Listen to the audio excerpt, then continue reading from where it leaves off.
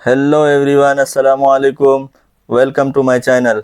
आज का वीडियो का टाइटल है ईरान वर्सेस इजराइल। क्या ईरान सुपर पावर हो गया है? उसका फुल स्टोरी। चलो गाइस, पूरी वीडियो देखते हैं। वीडियो अगर पसंद आए तो लाइक करें, शेयर करें एंड सब्सक्राइब करें। बिस्मिल्लाहिर्रहमानिर्रहीम। अस्सलामुअलैकुम दोस्तों, मेरा नाम आसिफ खान और आप देख रहे हैं Indian Muslim. That we've seen. I'm not happy with Israel. You know, when I say, okay, now you have 12 hours, you don't go out in the first hour and just drop everything you have on them. So I'm not happy with them. I'm not happy with Iran either. But I'm really unhappy if Israel's going out this morning. Middle east में एक धमाकेदार drama चल रहा है। इतिहास में ये पहली बार हुआ है कि किसी मुस्लिम देश ने अकेले अपने दम पर अमेरिका और इजराइल जैसे सुपर पावर देशों को घुटनों पर ला दिया है। इजराइल की जो इमेज बनी हुई थी कि इजराइल पर कोई हमला नहीं कर सकता, ईरान की मिसाइलों ने 10 दिनों में ही इजराइल का ये वहम तोड़ दिया। इजराइल को तो छोड़िए, ईरान ने अमेरिका तक को चुप कराकर पूरी दुनिया को चौंका दिया है। ईरान ने अपनी मिसाइलों से और अपनी जंगी सूझबूझ से ये जंग जीत ली है। आज की इस वीडियो में हम बात करेंगे कि आखिर अमेरिका इस जंग में क्यों कूद पड़ा, क्यों अमेरिका ने ईरान पर हमला किया, फिर ईरान ने कतर पर हमला क्यों कर दिया, क्या हुआ ईरान की उस धमकी का जिसमें ईरान ने कहा था कि हम स्ट्रेट ऑफ हॉर्मोज को बंद कर देंगे। क्या इजराइल हार गया है? अमेरिका अब आगे क्या करने वाला है, सब जानेंगे आज की इस खास वीडियो में। चलो गाइस, पूरी वीडियो दोस्तों, 13 जून के बाद से ही ईरान इजराइल में लगातार हमले चल रहे हैं, जिसमें साफ तौर से ईरान बाजी मार रहा था। ऐन वक्त था कि ईरान की मिसाइल कभी भी नेतन्याहू को मार सकती थी, मगर तभी नेतन्याहू को फंसता हुआ देख अमेरिका इस जंग में कूद गया और ईरान पर हमला कर दिया। अमेरिका ने ईरान के 3 बड़े परमाणु ठिकानों फोर्डो, नातांज और इस्फहान पर बम बरसा दिए और ये बम अमेरिका ने अपने सबसे ताकतवर विमान B-2 स्टील्थ बॉम्बर से बरसाए। ये कोई नॉर्मल हमला नहीं था। अमेरिका ने अपना पूरा जोर लगा दिया था कि किसी तरह ईरान के परमाणु ठिकानों को तबाह कर दिया जाए। इसके लिए अमेरिका ने 12-12 हजार किलो के बम बरसा दिए, मगर ईरान इस हमले के लिए पहले से तैयार बैठा था। ईरान ने अपने पूरे यूरेनियम को ही पहले ही दूसरी जगह शिफ्ट कर दिया था। अमेरिका दावा कर रहा है कि हमने ईरान के परमाणु ठिकाने तबाह कर दिए।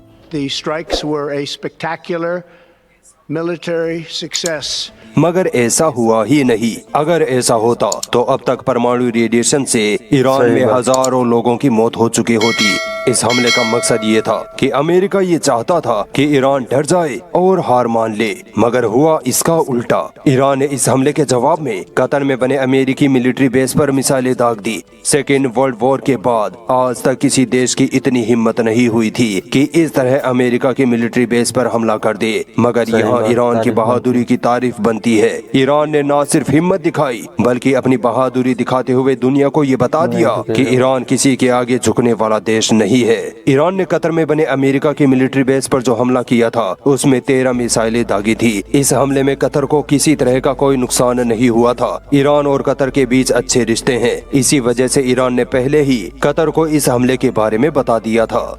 देखिए, ईरान अमेरिका पर सीधा हमला नहीं कर सकता, ये उसके लिए नुकसान का सौदा होगा। इसी वजह से कहा जाता है कि जहाँ ताकत काम न आए वहाँ अक्ल काम में लेनी चाहिए। यही ईरान ने किया। ईरान के पास वो हथियार है जिसके दम पर ईरान पूरी दुनिया को तड़पा सकता है। स्ट्रेट ऑफ हॉर्मुज, जहाँ से पूरी दुनिया का 20% तेल आता जाता है। अमेरिका के हमले के बाद ईरान ने स्ट्रेट ऑफ हॉर्मुज को बंद करने का ऐलान कर दिया था। यहाँ तक कि ईरानी संसद में बिल भी पास हो गया। अमेरिका ईरान की इस स्ट्रेटेजी से डर गया, मगर ईरान ने अभी तक स्ट्रेट ऑफ हॉर्मुज को बंद नहीं किया है। अगर ईरान ये काम कर दे तो यकीन मानिए पूरी दुनिया की अर्थव्यवस्था बिगड़ जाएगी। अमेरिका में तेल और गैस की कमी की वजह से अरबों खरबों का नुकसान हो जाएगा। तेल के दाम आसमान छूने लगेंगे, जिसकी वजह से इन्फ्लेमेशन बढ़ जाएगा। ईरान की इसी धमकी की वजह से अमेरिका दब गया। दरअसल अमेरिका इस जंग में नहीं पड़ना चाहता था, मगर इजराइल ने जानबूझकर अमेरिका को इस जंग में घसीट लिया, क्योंकि साफ दिखाई दे रहा था कि ईरान इजराइल में जबरदस्त तबाही मचा रहा है। इजराइल ये जंग हार रहा है। इसी वजह से नेतन्याहू ने ट्रंप को घसीट लिया ताकि ईरान उसकी जान बख्श दे, मगर ईरान अभी इतनी जल्दी इजराइल का पीछा छोड़ने वाला नहीं है। ईरान कह चुका है कि हम 2 साल की जंग की तैयारी करके बैठे हैं, जिसको लड़ना है मैदान में आ जाए।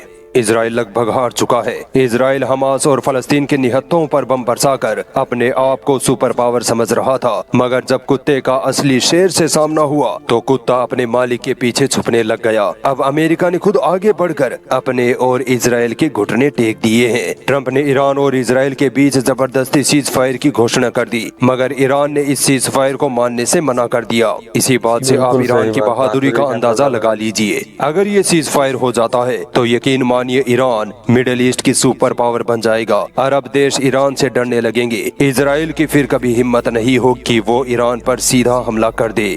देखिए, इजराइल के ईरान पर हमला करने के दो मकसद हैं। एक तो ईरान के परमाणु ठिकानों को खत्म करना ताकि ईरान परमाणु हथियार ना बना सके, और दूसरा मकसद ईरान की इस्लामी हुकूमत का तख्ता पलट करना है। इजराइल से दोनों ही काम नहीं हो पाए और अब पूरी संभावना है कि अगले चुनाव में नेतन्याहू की सरकार जाती रहे, क्योंकि जब इजराइल की जनता पूछेगी कि तुमको जंग लड़ते 2 साल हो गए, क्या हासिल हुआ, ना ईरान को झुका पाए ना हमास को मिटा पाए, उल्टा अमेरिका के पीछे जाकर छुप गए, तब नेतन्याहू के पास कोई जवाब नहीं होगा।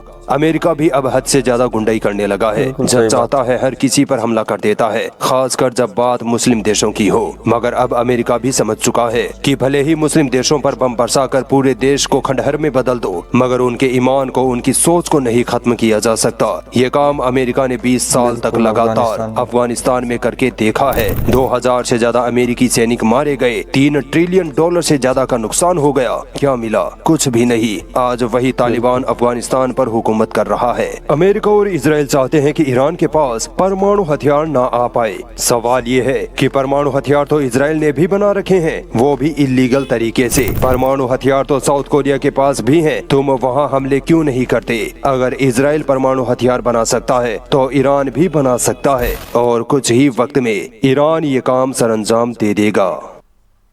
Iran's supreme leader, Ayatollah Khamenei,